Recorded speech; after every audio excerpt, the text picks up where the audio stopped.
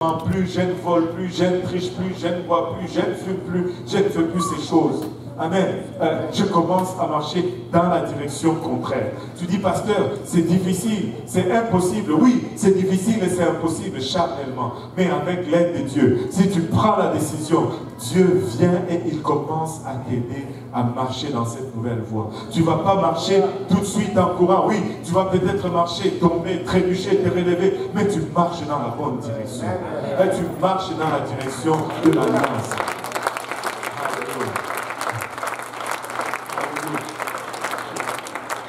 Il dit, fais-toi baptiser au nom de Jésus-Christ pour le pardon des péchés. Le baptême, c'est l'ensevelissement. Romains 6 nous dit, nous sommes ensevelis avec lui par le baptême. Le baptême, c'est mon ensevelissement. C'est mon enterrement avec le Seigneur Jésus-Christ.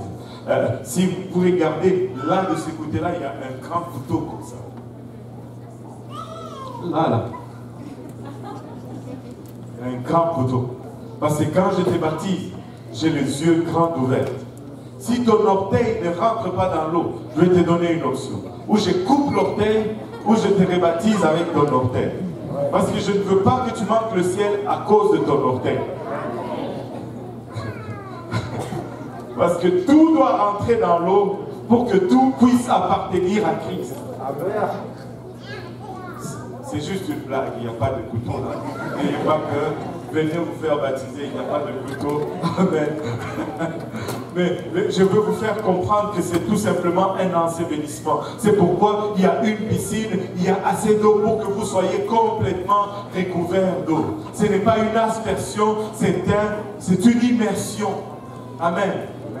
Et ça doit être fait tel. Parce que c'est notre alliance. Et parce que ça doit être respecté.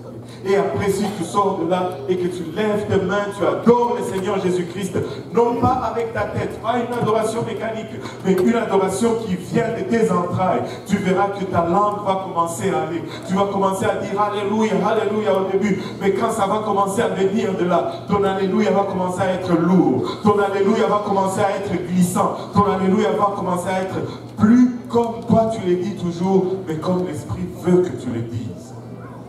Et là, tu vas commencer à t'exprimer comme l'Esprit te donne de t'exprimer. Ça va être peut-être quelque chose comme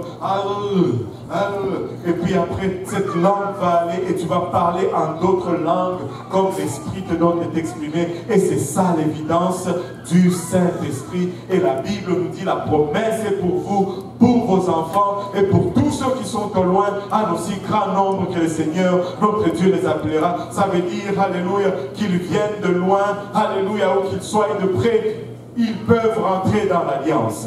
Qu'ils soient nés dans la famille ou qu'ils soient achetés à prix d'argent, ils peuvent rentrer dans l'alliance. L'alliance est ouverte pour tout le monde aujourd'hui. Amen.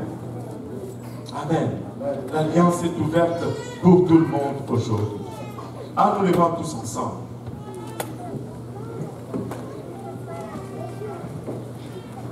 Si la musique peut revenir, nous allons chanter attaché à la croix. Et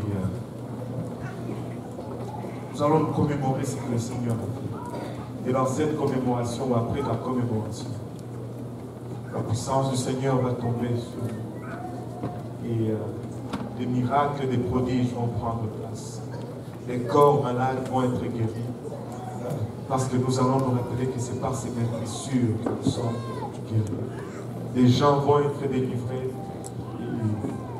Et plein de choses vont venir. Si les huissiers peuvent venir en avant pour nous aider à